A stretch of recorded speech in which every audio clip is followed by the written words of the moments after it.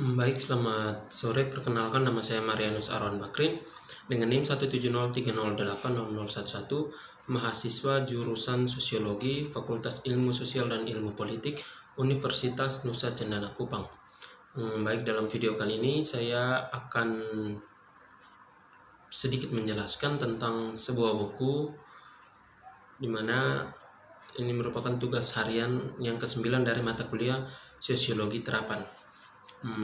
Jadi kita langsung saja pada pembahasannya saja. Ini buku ini tentang gender, di mana kesehatan dan teknologi informasi dalam konteks. Jadi buku ini telah diedit oleh Ellen Balka dan Ellen Ijob. Jadi di sini meskipun wacana IP tampaknya menyapa pria dan wanita secara setara, sini mereka berpendapat bahwa ada alasan baik untuk mengira bahwa gender terlibat dalam berbagai posisi itu dan beragam subjek yang diwakilkan individu dalam kaitannya, dan bahwa gender dapat terus dijadikan melalui posisi subjek tersebut dan informasi terkait serta praktik internet. Seperti yang diperdebatkan di bagian berikutnya itu, baik kesehatan maupun internet dapat diperlihatkan sebagai situs konstruksi gender dan sebagainya. Ketika kesehatan dan internet digabungkan dalam cara di mana mereka berada dalam ceramah pasien yang terinformasi, kita mungkin berharap untuk mengamati beberapa gangguan terhadap posisi dan praktik subjek yang ada secara gender. Bagian yang sudah terinformasi ini kemudian diikuti oleh analisis narasi tentang hubungan antara gender, kesehatan, dan juga internet yang mengambil data dari penelitian empiris terhadap penggunaan internet dalam konteks pencarian informasi kesehatan dan pengambilan keputusan. Selanjutnya, ini tentang kesehatan dan internet sebagai situs konstruksi gender. Kesehatan dan jenis kelamin dapat dipahami sebagai bagian yang berkaitan atau terkait erat atau bahkan dibangun secara padat. Seperti yang dikomentari sebelumnya Balka, Grant, and Henwood, itu kesehatan wanita secara negatif dipengaruhi oleh perpecahan gender dalam pekerjaan, baik yang dibayar maupun yang tidak dibayar. Wanita memiliki tingkat pendapatan dan kekayaan yang lebih rendah dan melaporkan tingkat kecemasan dan depresi yang lebih tinggi daripada pria. Wanita bertanggung jawab besar untuk kesehatan orang lain, termasuk pria dan anak-anak, sementara mengabaikan kesejahteraan mereka sendiri. Itu menurut Doyle pada tahun 2001, Daikan dan Naido pada tahun 1995. Ini dimana sejalan dengan konsep tradisional tentang feminim. Pria juga mengalami konsekuensi negatif dari perbedaan gender yang dibangun secara sosial. Sekali lagi, ada yang tampaknya diakibatkan oleh apa yang mungkin dianggap sebagai struktur gender, misalnya para pekerja yang mengalami risiko kesehatan yang berhubungan dengan pekerjaan pria golongan pekerja, sedangkan perbedaan lain mungkin dipikirkan sehubungan dengan pembentukan identitas maskulinitas atau maskulin. Doyle misalnya, itu dia telah berpendapat bahwa pengembangan dan pemeliharaan identitas pria heteroseksual itu biasanya menuntut pengambilan risiko yang sangat berbahaya bagi kesehatan. Itu dapat kita lihat dalam Doyle pada tahun 2001 halaman .21062. Komentar lain menjelaskan fakta bahwa pria lebih cenderung terlibat dalam perilaku yang beresiko, termasuk praktik seks dan yang tidak aman yang berkaitan dengan pengembangan identitas maskulin hegemoni. Itu menurut Canan 1996, Sosfield pada tahun 2000. Kita lanjut. Ada juga yang mana berpendapat bahwa kebutuhan untuk memperlihatkan kejantanan yang keras mungkin menjelaskan keengganan pria untuk berkonsultasi dengan dokter sewaktu timbul masalah dan menanggapi pasien pendidikan kesehatan dengan serius. Pria lebih kecil kemungkinannya daripada wanita untuk meminta nasihat daripada temannya teman sebayanya, juga daripada membaca buku dan televisi. Pria-pria kelas menengah lebih cenderung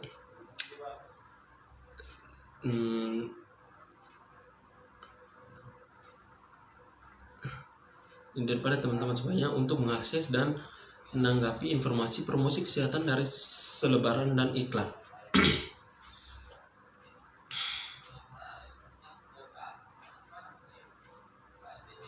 Tetapi pada umumnya pria lebih kecil kemungkinannya daripada wanita untuk mengandalkan pengalaman teman-temannya, lebih suka hidup normal.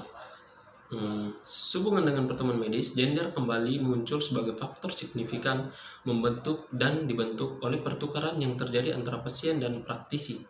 Misalnya, pria menerima lebih sedikit waktu dokter dalam pertemuan medis daripada wanita dan diberi lebih sedikit penjelasan yang singkat sederhana. Courtney pada tahun 2000 dikutip dari Bank 2001 itu, selain itu meskipun pria lebih cenderung terlibat dalam perilaku berisiko tinggi, itu mereka tidak menerima nasihat untuk mengubah faktor-faktor risiko daripada wanita selama pemeriksaan. Seperti yang didapati di pengadilan, hanya 29% dokter yang secara rutin memberikan petunjuk yang tepat pada usia untuk memeriksakan diri secara testis, dibandingkan dengan 86% yang memberikan petunjuk kepada wanita tentang pemeriksaan diri pada payudara. Selain itu, klinik-klinik yang dioperasikan manusia pertama kali diperkenalkan di Inggris pada awal tahun 90-an, tetapi tidak lepas landas dengan cara yang sama seperti yang dilakukan klinik-klinik wanita mapan sebelumnya. Oleh karena itu, ada sejumlah cara yang menganggap gender dapat membentuk praktek dan struktur perawatan kesehatan, dan yang ada di dalamnya. Sebaliknya, struktur dan praktek kesehatan dapat dipahami sebagai bagian dari pembentukan identitas dan praktik gender dalam perawatan kesehatan. Diskusi mengenai gender dan internet seharusnya berada dalam internet yang lebih luas.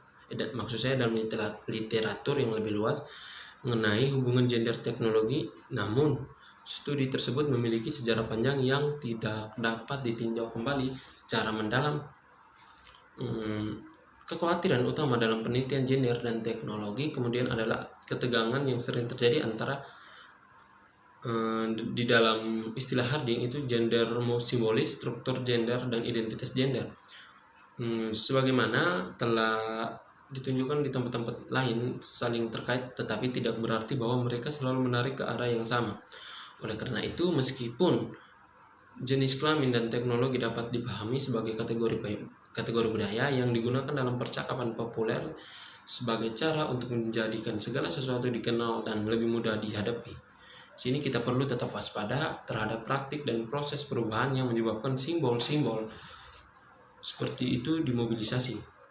Mobilisasi tersebut mungkin akan lebih nyata jika struktur gender atau identitas tradisional dianggap terancam. Misalnya dalam studi Henwood tentang reaksi terhadap inisiatif berbasis di Britania Raya, itu di pertengahan tahun 1980-an, itu dia berpendapat bahwa penanda gender dan Asian telah dinyatakan kembali sebagai respon langsung terhadap batas-batas gender yang dianggap ancaman terhadap batas-batas tradisional dengan inisiatif yang sama.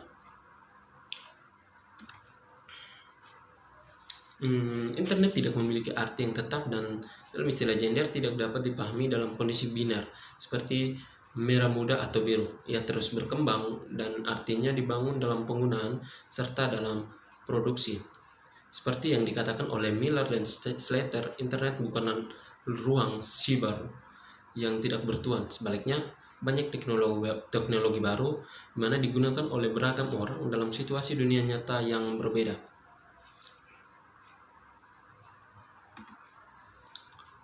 Sekarang kita masuk ke pembahasan ini.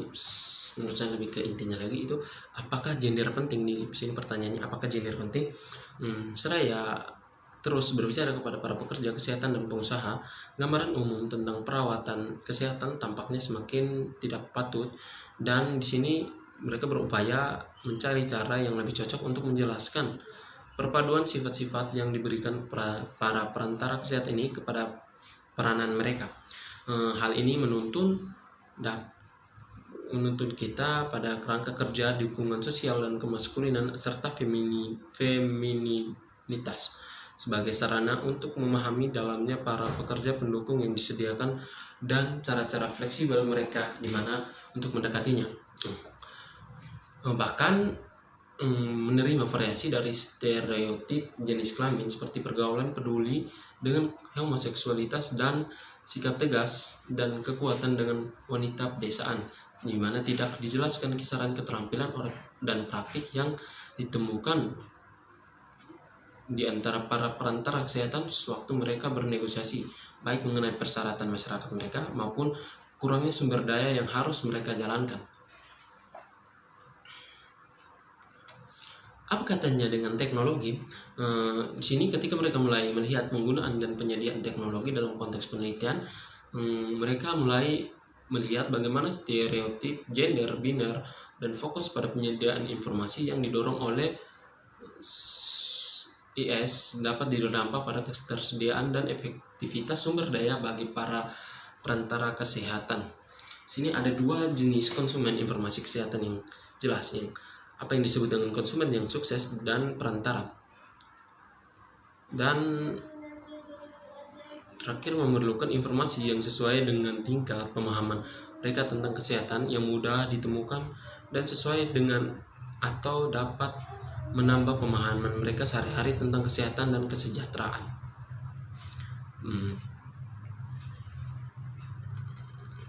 Selanjutnya, gender dan teknologi. Ini beberapa konsep dari jenis kelamin dan literatur teknologi dalam mempelajari program komputer akses publik McMorran.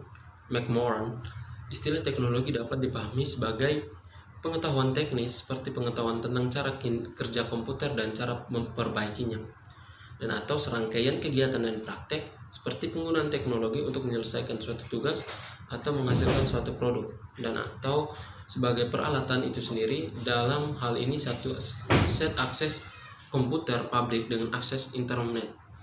Dari segi pengetahuan, manusia cenderung mendominasi ruang kelas komputer dari sekolah dasar hingga tingkat menengah. Program pelatihan tenaga kerja IT juga didominasi oleh pria. Sebagai hasilnya, rancangan sistem komputer didominasi oleh manusia dan hasilnya mereka diimukasi dengan nilai-nilai maskulin secara tradisional seperti kecepatan, kekuatan, dan kesuksesan persaingan.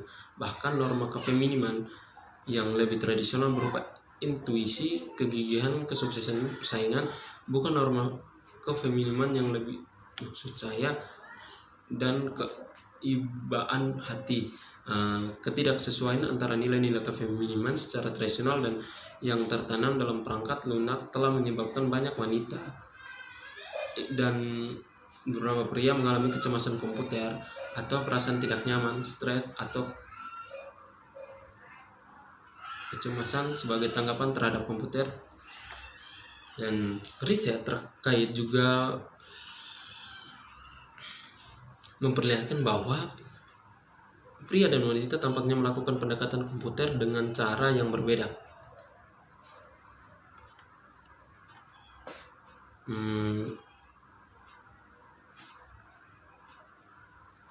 Jadi baik, mungkin hanya itu saja sedikit penjelasan dari saya berkenaan atau mengenai buku ini.